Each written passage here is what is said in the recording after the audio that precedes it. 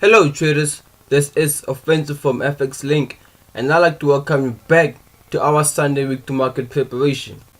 So on this week's analysis, I'll be taking you through the Euro Pound where we were looking at a possible shorting opportunity. So let's get straight to it.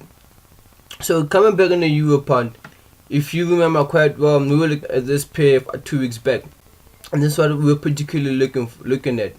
We mentioned that right at this area, and again, back at this area, we mentioned that this is where price action keeps finding resistance, and we mentioned again that if you look further down back to a demand level, this is where again price action keeps holding. That's where we held, and this is another area where we've been finding support. So we mentioned that if price action keeps holding back at this area and fails to make a higher high and higher low, we mentioned that this is a possible consolidation.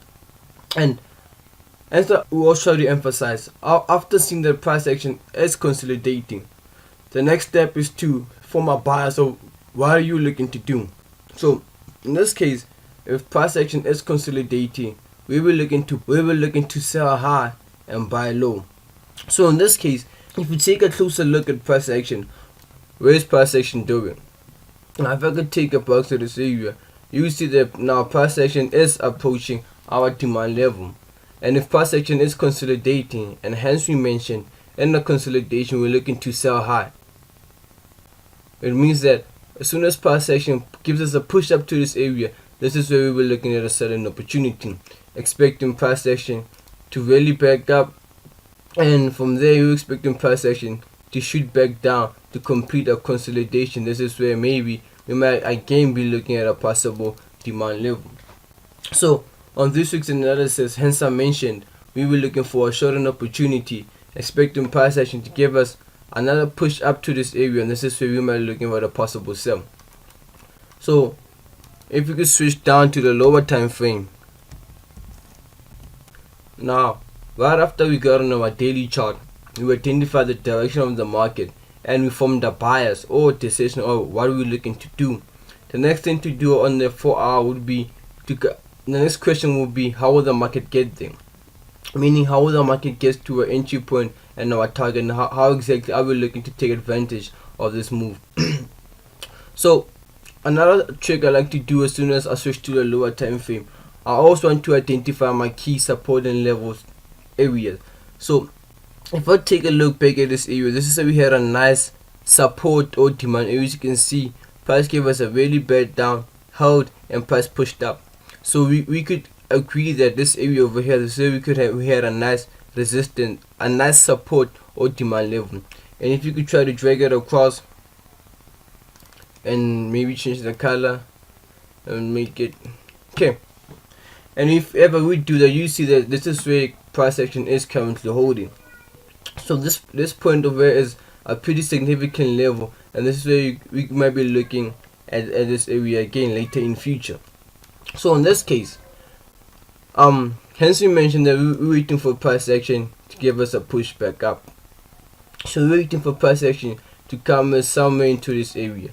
So exactly, if ever we're looking for a price action to give us a push up, this is how we particularly waiting to get a shorting opportunity. If you take a closer look, let me try to push it this side.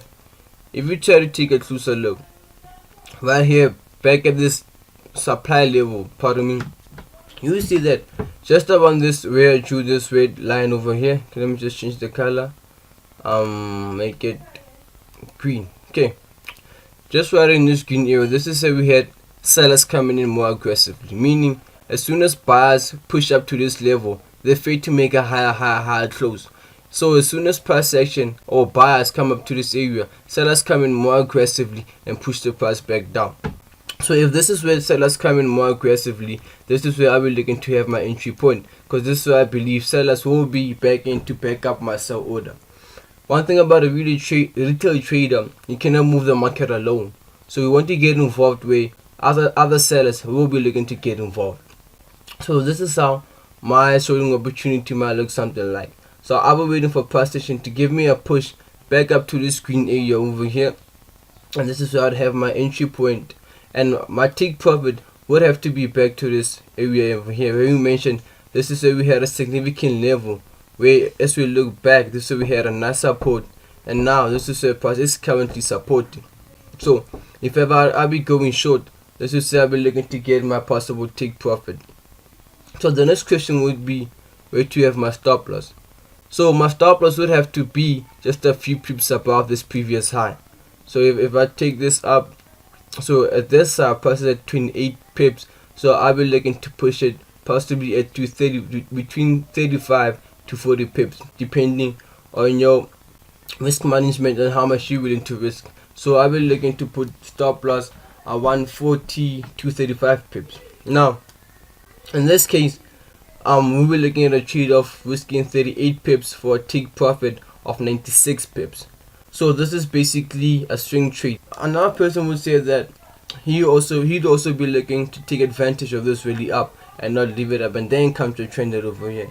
So in that instance, we were looking to switch lower. For instance, we were looking to switch way lower to the 15 minutes.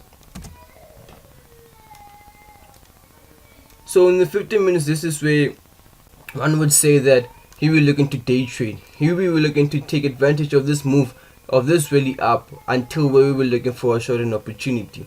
So again, hence I mentioned, whenever you switch time frames, we want to identify key structures on that time frame. So if I take a line over here and drag it across, as you see, this is where price had a nice resistance, a nice imbalance of demand and supply, and now we could say that this is where we were looking, paying attention to the structure. So in this case, if ever you will looking to take advantage of this really up, I'd also be looking at something like this. In this case, I'll be looking for price action to give me a push down somewhere in this box area over here, and if this does happen, I'll focus more on my stop loss, and I'll put my entry somewhere over here. Stop loss would have to be below this pip, below this week, and looking at it, we'll be looking at a stop loss of we had 10 pips, so we'll be looking to, we had a maximum risk of 15 pips. So if you're willing to take your take profit, where we're looking, so our take profit would have to be back at this resistance area over here. So you will looking for at a 55 pips.